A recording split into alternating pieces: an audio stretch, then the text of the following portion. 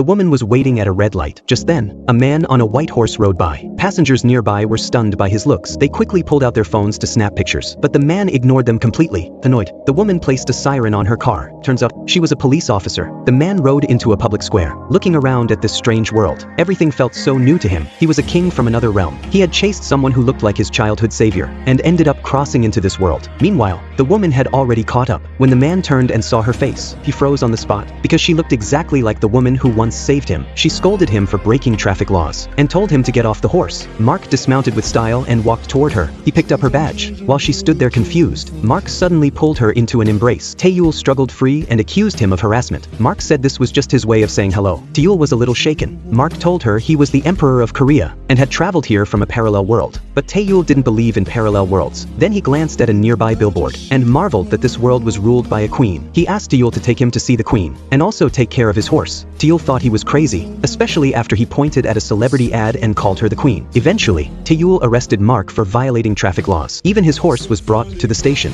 At the police station, Taeyul asked for his name, but Mark said even if he told her, she wasn't allowed to call him by it directly, since he had no name or ID. They tried to check his fingerprint, but since he was from another world, no record showed up. So the king from another realm was thrown into a holding cell. He asked Taeyul for a chair or cushion, saying he was an emperor and couldn't sit on the floor. Taeyul ignored him completely. Then Mark spotted someone familiar, a man who looked exactly like his royal guard, but the way he jumped around with a pack of coffee made it clear this wasn't the same person. Later, Mark had to take a COVID test, but he claimed it was like being sentenced to execution. While he protested, they swabbed him anyway, since nothing came up in the database. They eventually let him go. Mark asked Taeyul to find him a hotel, but Taeyul said the nearby ones were 5-star, and asked if he had money. Mark twisted a button off his coat, saying it was a diamond. Taeyul replied, "If that's a diamond, then I'm your wife." Then they headed to a jewelry store for verification.